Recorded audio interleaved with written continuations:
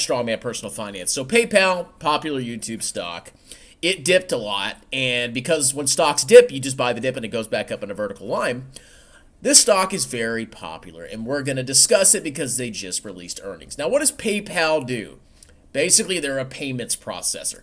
I use PayPal myself, okay? When somebody sends me Griff bucks, they send me the money, and PayPal takes a fee out of it that is deducted from my payment. So when you send me $50 for a personal video, or you send me $1,000 for tax prep or whatever, PayPal takes a cut of that from me, so I only get $9.50 or something like that. That's basically how PayPal works. That's the primary way they make their money. Now, when you look over at PayPal, right, you see obviously it had a massive run-up because everybody was spending money because of the clown market. Transactions were flying here and there and everywhere. PayPal went crazy, then the stock plunged. And a lot of geniuses, bought the dip because all you do is buy the dip and the stock comes back. But it's kept going down and down and down and down. Why? They have a ton of competition. I keep saying this over and over again. Competition drives down margins. This is basic economics, okay? I don't have to be a genius on PayPal to know that there are a ton of other payment processors out there. PayPal ain't the only game in town. And because of all that competition, if somebody could choose to go to one place or another, they're going to go to the cheaper place. So what do places do? They cut prices, okay? They cut transaction fees. And we'll see. We'll see how PayPal's done in that regard. But, from like a fundamentals perspective, low PE, forward PE is only 10. Analysts say it's a buy. Price target is 72. Let's see what the ratios say. Price to books is 3. It's the lowest it's been since 2016. The price to sales is low. Everything's freaking low, okay? It's cheap. But it's cheap for a reason, okay? Now, maybe if it goes below book value, I would consider buying it. But not right now. So let's go ahead and look at earnings. So the stock's down, 11% today? And Jeremy, of course, is probably just buying the dip. Magically, Jeremy's cost basis will probably be 56.13 tomorrow. It's going to be crazy. Watch. So PayPal finishes 2023 with solid, rock-hard, solid fourth quarter. Enters execution year in 2024. Q4, revenue increased 9%. And they still have positive earnings per share. That's wonderful, okay? So they got all this crap here. We're going to go ahead and just look at the financial statements.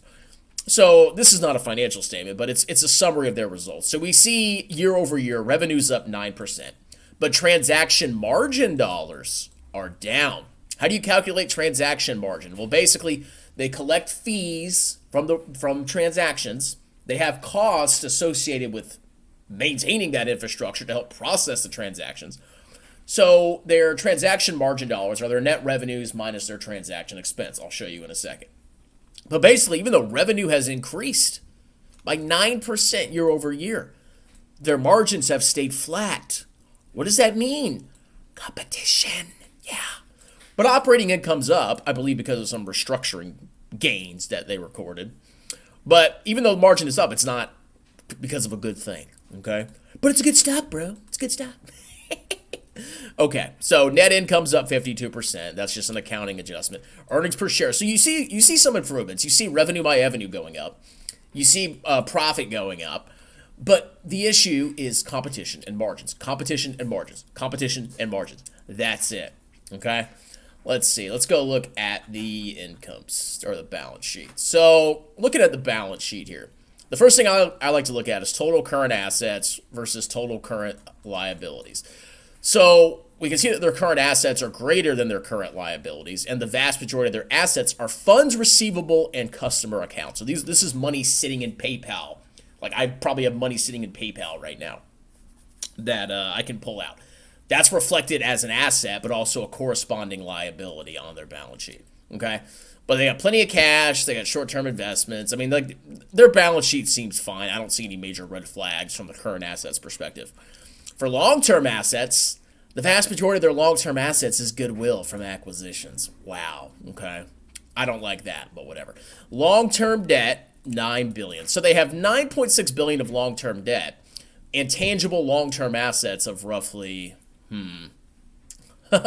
really not much. Okay, so I don't necessarily like their balance sheet from a long-term debt versus long-term asset perspective. Especially they have a ton of goodwill and intangible assets, but they have real debt that they have to pay. Okay. Let's see. Treasury stock. So we can see they're massively buying back stock. When you see treasury stock become more negative, that means they're buying back stock. Treasury stock is a contra equity account. It reduces equity because you're sending out cash to buy back shares of stock. So we see they're doing buybacks. Additional paid-in capital has gone up. That's probably from maybe stock-based compensation. Retained earnings has gone up. That's from profits. And then we have accumulated other comprehensive loss, which is just a couple things that go into that basically skip the profit and loss statement and go directly to equity. It's like, I forget from the frickin' CPA exam, but it's only a couple of things that go in there. Available for sale securities, other derivative cash flow hedges. So looking at the income statement, so remember that transaction margin? Well, they take the revenues and they subtract transaction expense and transaction and credit losses, which are, I believe, are an accrual, a non-cash expense, some kind of a provision. So the margin is flat, even though revenue is going up. That's not good, okay? But they have cut customer support. They've cut a little bit of sales and marketing. They've cut technology and development. Maybe that's not necessarily a good thing. And general and admin has gone up. Now, the reason their profits bumped up was because of restructuring and others. So they had some kind of restructuring gain. Okay, I don't know what they did necessarily. Maybe they divested of sold something at a game. But their margins were boosted up by a change in restructuring. That's a big part of why their amazing profits look better. Okay? Then they had some random other income that helped them a little bit versus an other expense. So you can see that all other income before income taxes is much higher. It's because of restructuring and because of some random other income there. So overall, their margins are not like they're from one-offs. They're not from massive expansions in profitability. Okay, but yes, earnings per share is higher. Amazing. Now we go to the cash flow statement. Now we can see there's reconciliation. So you add back non-cash. So if you see a positive number here, these are non-cash expenses. The transaction and credit losses, these are provisions. Basically, it's an estimate of what they expect losses to be. They add back depreciation. They add back stock-based compensation. They subtract some kind of positive adjustment in deferred income taxes. Gain on divestiture of business, excluding transaction costs. Okay, so this is probably what they sold some subsidiary business and they recorded an accounting gain from it, and that temporarily boosted their profits. That's probably what this is right here. Okay, wow. They're so profitable and amazing. They should just sell a business every quarter, then they'll be amazing.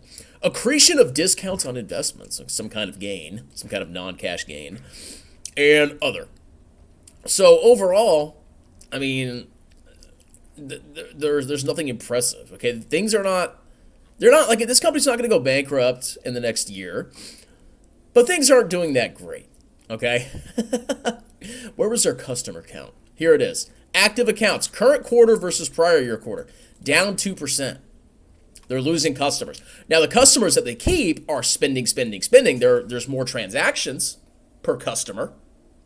So the customers that they keep are transferring money and sending money and receiving money back and forth. But their total growth in customer count is flat. And if this slows down, the number of payments per customer, there's going to be a problem. Okay? I mean, yeah, total payment volume's up, but that can only sustain. You can only squeeze your customers so long in a highly competitive industry like this. So I don't know. I mean, you want to buy this stunk, go right ahead, but I don't really feel it personally. But you know what? If it goes up and it has a good quarter, it's a good stock. Talk to you later.